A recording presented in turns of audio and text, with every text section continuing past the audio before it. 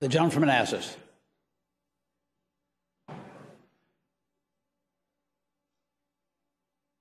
Thank you, Mr. Speaker.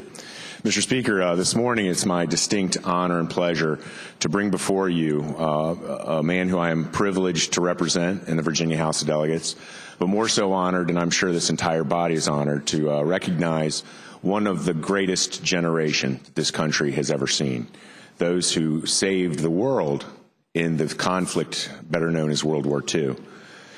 Mr. Speaker, today we have a special hero. We have with us Technical Sergeant of the U.S. Army Air Corps, Ernest Merle Hancock. And the reason we brought Sergeant Hancock before this body today is to recognize the sacrifices that he gave to this country, as well as a special presentation later on today. Mr. Speaker, this center aisle is also part of House Joint Resolution 487, which will be brought up by this body later in the day. And I'll tell you a brief story that will be given to you more in detail in a moment about the heroic efforts that this technical sergeant of the U.S. Army Air Corps gave for his country, along with hundreds of thousands of his fellow members in the U.S. Armed Forces in that conflict. Mr. Speaker, Technical Sergeant Hancock was flying his 37th mission in a B-17 bomber over the European theater.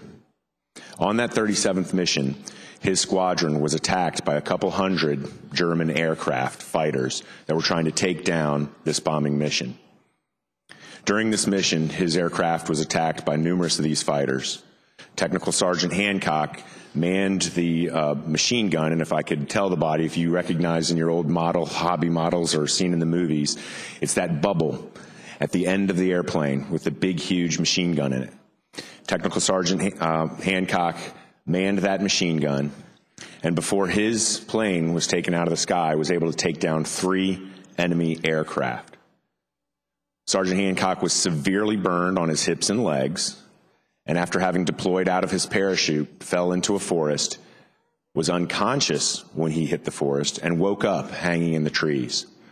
On that day, he lost several of his brothers in arms from his same aircraft. Luckily, several of them lived. He was captured and, to say the least, severely interrogated by the German Gestapo, and survived a brutal march in February of 1945 in Europe. And you can imagine how brutal that was when the Soviet military was advancing westward towards Germany. He and his fellow Americans were forced to endure a brutal march to avoid the Soviet advance that was coming from the east. So, Mr. Speaker, what I'd like to do now for the special part of this presentation is bring forward Colonel Richard Anderson, United States Air Force retired, for the best part, and I believe the best center aisle that I will have seen in my days in the General Assembly. United States Air Force retired, Richard Anderson.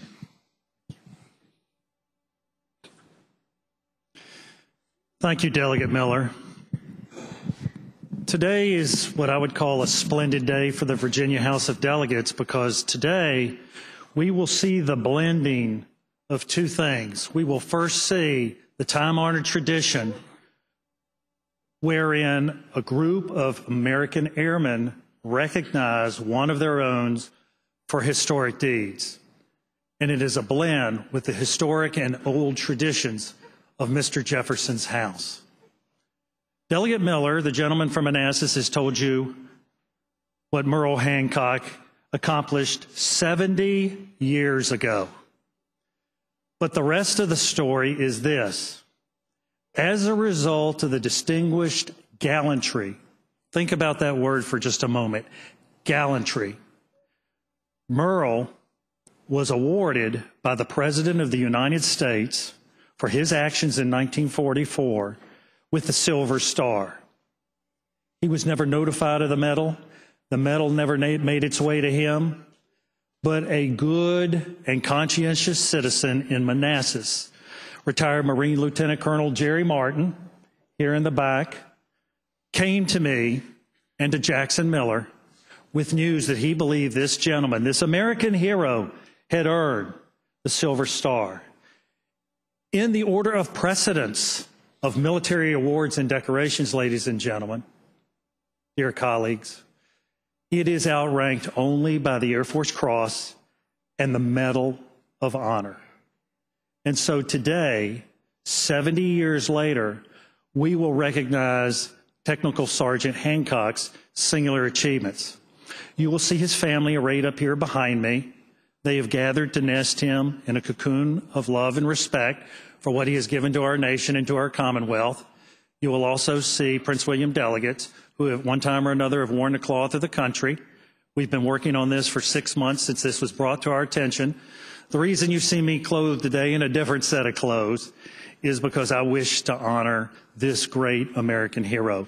Mr. Speaker, we use that word far too often, but Merle is a legitimate American hero.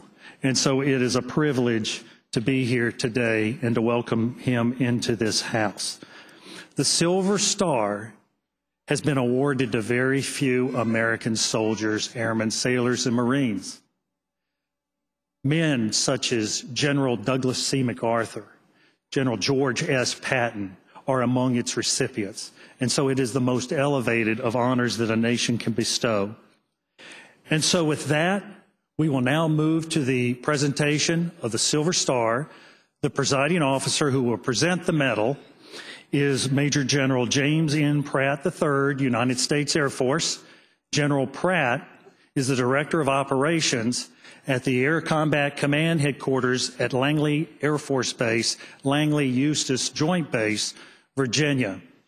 This is an important day. You have a very senior officer of America's Combat Command who is here today to recognize this gentleman who flew and fought over war-torn Europe and then went home, and you can look at this family, Mr. Speaker.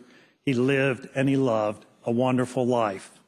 His next birthday, he will celebrate his 90th season, and it is a privilege to join with all of you for this honor. As General Post comes forward, I would ask all of you to please stand for the reading of the orders. Why don't you stand down here? I'd say you all go down one step.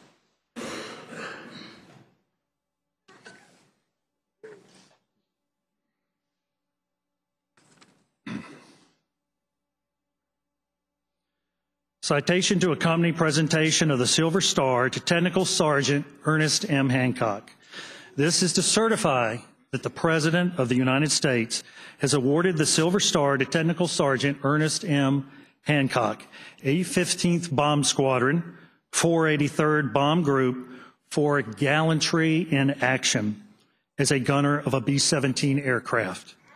On 18 July 1944, Sergeant Hancock participated in a bombing mission against a vitally important enemy aerodrome in Germany. In the target area, his group was attacked by approximately 200 aggressive enemy fighters, and in the ensuing engagement, his aircraft was severely damaged and set on fire, and Sergeant Hancock was seriously wounded about the legs.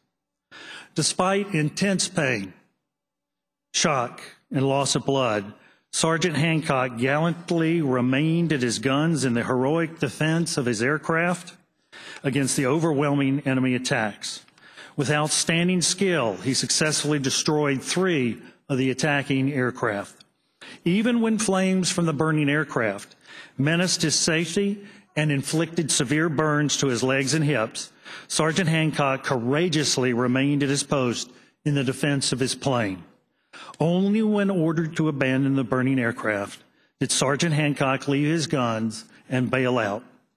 By his conspicuous gallantry, determination, and devotion to duty, Technical Sergeant Hancock has reflected great credit upon himself and the armed forces of the United States of America.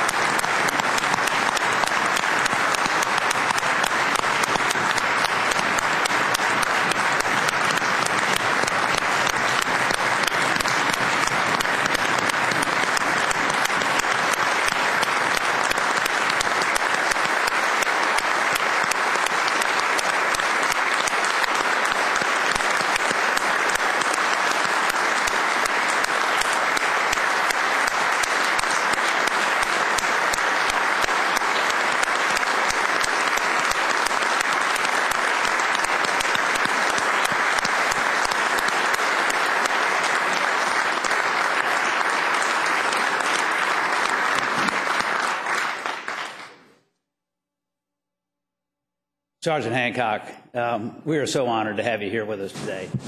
We're sorry that it's taken so long to get the due recognition, but we're delighted that you were able to do it in front of us today. It's been a real honor for us. Thank you so much for being with us. Thank you so much for all you've done for our country. We appreciate you very much.